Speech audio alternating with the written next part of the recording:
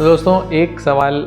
जो थोड़ा सा अनकॉमन है बट जहाँ पर भी रिवीजन सर्जरीज हो रही हैं वहाँ पर कॉमनली पूछा जाता है कि सर रिवीजन सर्जरी को मुश्किल क्यों समझा जाता है, रिवीजन सर्जरी में क्या दिक्कतें आती हैं और रिवीजन सर्जरी के अंदर क्या इम्प्लांट का इस्तेमाल होना चाहिए। तो दोस्तों बताना चाहूँगा कि री इंजरी हो जाने से लिगामेंट का टूट जाना बहुत सारे केसेस के अंदर देखा जाता है। Up to elite level athletes के अंदर अप टू 10 में से 3 लोगों को कई बार री टीयर्स भी फेस करने पड़ते हैं और उनको ये री सर्जरी भी करवानी पड़ती है। दोस्तों बताना चाहूँगा जो अगर री सर्जरी के जो टाइम है वो प्रीवियस सर्जरी यानी फर्स्ट सर्जरी से अगर करीब 3 साल से 4 साल के बीच में हो गए हैं और बायो एब्जॉर्बेबल इम्प्लांट्स का अगर इस्तेमाल किया गया है तो यूजुअली कहीं पर भी कोई रेजिडुअल इम्प्लांट हमें एक बटन छोड़ करके नहीं मिलता। अगर कहीं पर बटन यानी सस्पेंसरी फिक्सेशन का इस्तेमाल किया गया है तो वो टाइटेनियम का बटन यूजुअली घुलता नहीं है और वो अपनी जगह में पड़ा रहता है।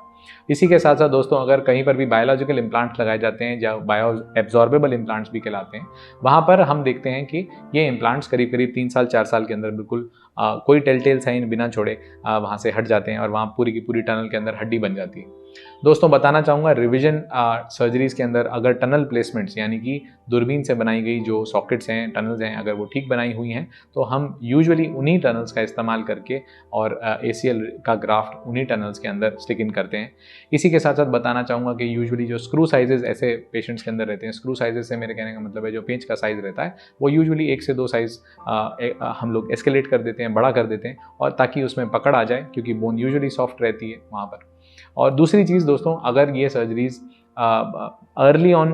फेल हो जाती हैं जैसे कि स्पोर्टिंग एक्टिविटीज़ की वजह से या एनाटॉमिकल टनल प्लेसमेंट्स या बायोलॉजिकल रेप्लिकेशन नहीं होने की वजह से अगर फेलियर आ जाता है तो टनल्स हमें वहीं के वहीं वैसे के वैसे बोन सॉफ्ट होने की वजह से मिल जाती हैं। इन्हीं केसेस के अंदर हम लोग आमतौर से नई टनल्स बना करके यूजुअली टाइटेनियम के इम्प्लांट्स का सिलेक्टिव यूज़ प्रेफर करते हैं। रीज़न ये है दोस्तों कि टाइटेनियम के जो इम्प्लांट्स होते हैं उनकी जो पकड़ होती है, उनमें जो ग्रिप होती है, स्ट्रेंथ होती है जो वो ये रिलेटिवली बायोलॉजिकल इम्प्लांट से रिवीजन केसेस के अंदर फ़र्क रहता है। और ये केसेस में फ़र्क दोस्तों मेजरली इसलिए रहता है क्योंकि बोन स्टॉक जो होता है वो वहाँ होते हुए भी सॉफ्ट रहता है। बोन में एक जो नेटिव हार्डनेस या प्रिस्टीन हार्डनेस होती है वो रिवीजन केसेस में यूजुअली मिसिंग होती है और जहाँ जहाँ ये चीज़ हम मिस कर देते हैं वहाँ पर हम कोशिश करते हैं कि हमारा इम्प्लांट बेसिकली रिजिडली उस ACL ग्राफ्ट को पकड़ के रखे ताकि फेलियर के चांसेस बिल्कुल मिनिमाइज हो जाएं। इसी के साथ साथ दोस्तों कहा जाता है कि accessory fixation using a staple pin या यूजिंग अ सूचर डिस्क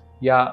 किसी भी और तरीके से एक सेकेंडरी फिक्सेशन भी उस इम्प्लांट की जाती है और इन्हीं चीज़ों से, छोटे छोटे चीज़ों से बेसिकली रिवीजन के फेलियर के चांसेस बेसिकली कम हो जाते हैं। तो दोस्तों रिवीजन सर्जरी के मुख्य तरीके से डिफ़िकल्ट होने के बेसिक रीजंस ये हैं कि टनल्स वहाँ पर कई बार हमें ऑलरेडी मिलती हैं जो टनल्स एक्चुअली एनाटॉमिकल नहीं होती कई बार। दूसरी चीज़ दोस्तों ये रहती है कि बोन नेटिव नहीं होती, सॉफ्ट होती है, तो उसमें इम्प्लांट का पकड़ लेना थोड़ा सा हमारे लिए मुश्किल हो जाता है कई बार। तीसरी चीज़ दोस्तों ये है कि एक रेजिडुअल इम्प्लांट कई बार हमें टनल में छोड़ना पड़ जाता है, इम्प्लांट रिमूवल हम कर नहीं पाते, तो उसकी जगह हमें एक नई नेटिव टनल बनानी पड़ती है जो बायोलॉजिकल टनल के काफ़ी रेप्लिकेटिंग होती है बट उसको बनाने में एक टेक्निकल प्रॉब्लम हमें कई बार चैलेंज फेस करना पड़ता है।